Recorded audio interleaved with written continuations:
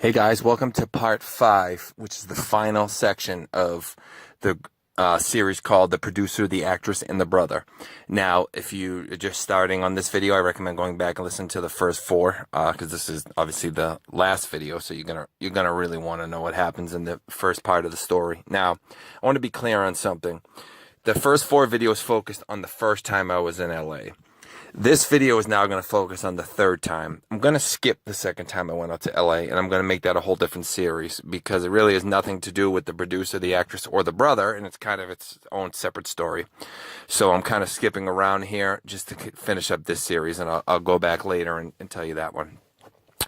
So what ends up happening is I'm out in Boston now. I had, like I said, I had left the second time already, and I had got a job at a big telecommunications company where I ended up being number 2 salesman in the region, and it was top region. So I don't know if that translated to number 2 in the country, but either way, I was up there. I was making tons of money, winning prizes, all these things, and I was there for a couple of years in the Boston area. But I just started to get bored of it.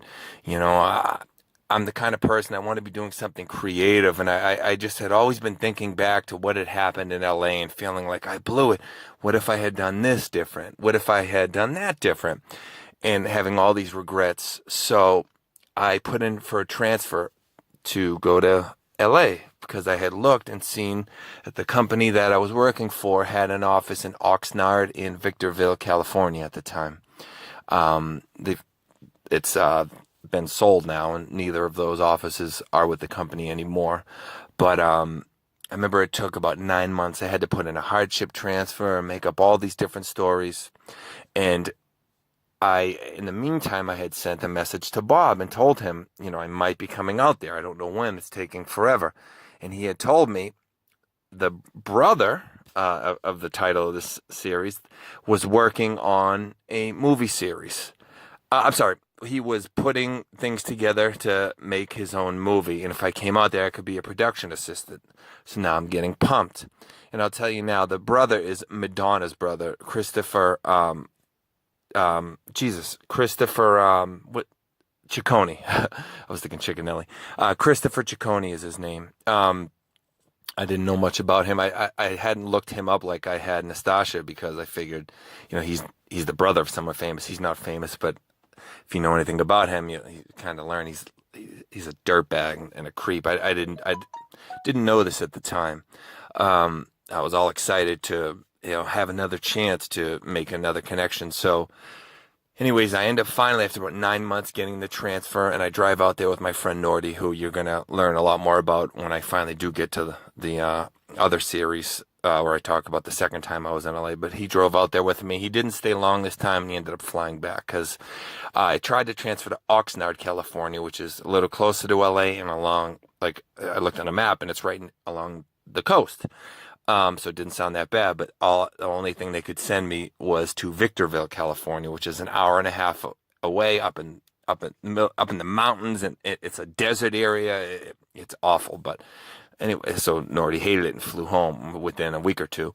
But I went out there. I kind of had a purpose. I knew I was going to be driving to LA and all that, so I didn't really care where I was living, to be honest with you. I just knew I had a solid job and I could do it. So I go out there, and I had already burned my bridges pretty much. So Bob wasn't quick to respond to me, but finally, I'm sending him these emails, and I think I was texting him on the phone. Finally, I'm like, are you mad at me or something? He says, no, I'm not mad. You can come out. He's having a party at the mansion with Christopher Ciccone is going to be there. So I'm like, oh, yes, here's my chance to redeem myself. I'm going to meet somebody in the industry. I'm going to be a production assistant on his movie, which never ended up happening, by the way. Everyone out there just kind of plays Hollywood, half the people. So, something's always about to happen that doesn't happen. And that's what this would end up being. But so I drive out there. I get to the party. And now, so I get there before most of them. There's so many beautiful girls. There's all supermodels out there because all these girls are just going. It's at a mansion. Like I said, this is at the Entourage Mansion, although it's kind of the offices part of the Entourage Mansion, which was next to the pool house. And so I get there. Now, Christopher Ciccone walks in, and instantly you can tell the vibe in the room changes. And I'd waited years to meet him, but within 5 minutes, I'm like, oh boy. So they walk in, and I thought it was funny because it was a party full of gay guys, and they were blasting. This is the time Eminem's Relapse album had come out, and I just thought it was funny because he's famous for having anti-gay lyrics, and they were just blasting him throughout the party.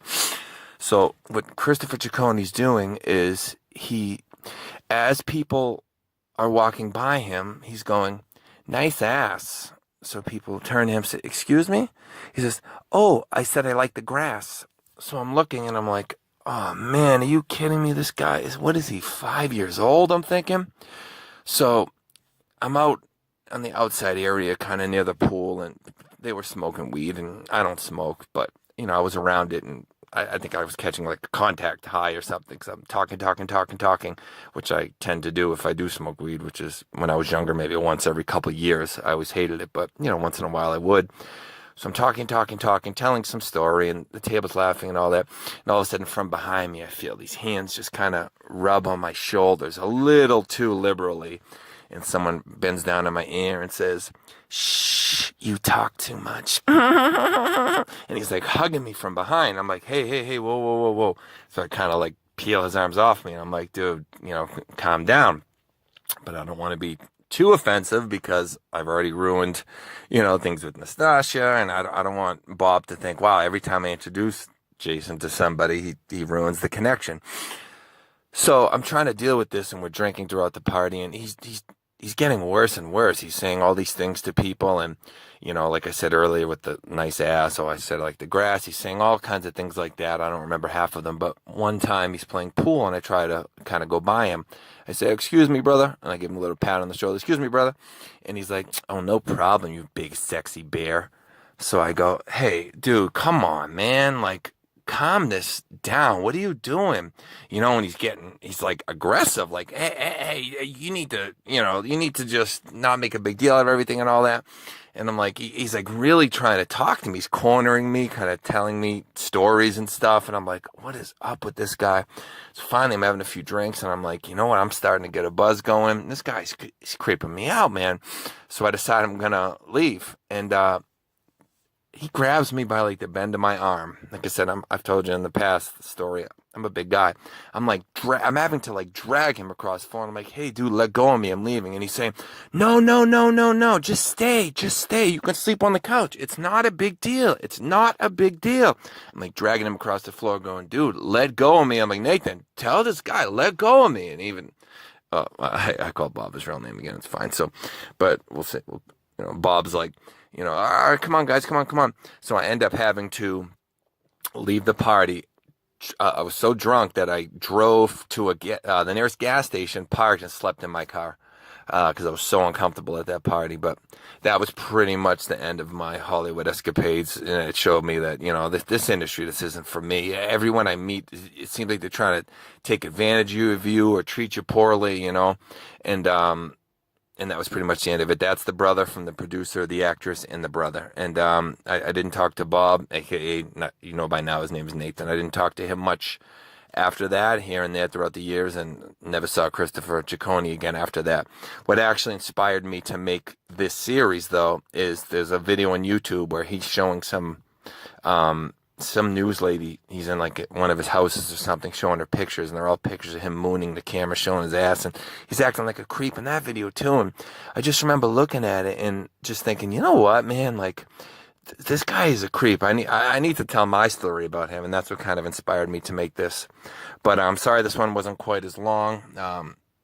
Maybe not quite as interesting, but that's the entire story when it comes to Christopher Ciccone. But like I said, I will come back and kind of fill in some blanks, because there was a second time that I came out there. Nordy came with me that time too. I could probably make a good 3 videos out of that one as well. But I didn't want to just fill it in with the producer, the actress, and the brother story when it really doesn't have anything to do with any of those 3. I wanted to keep this story to those 3 principal characters. So I hope you guys enjoyed it. And that was pretty much my Hollywood experience, which was horrible. That's why I call it Hollyweird. Everyone I met, something weird happened.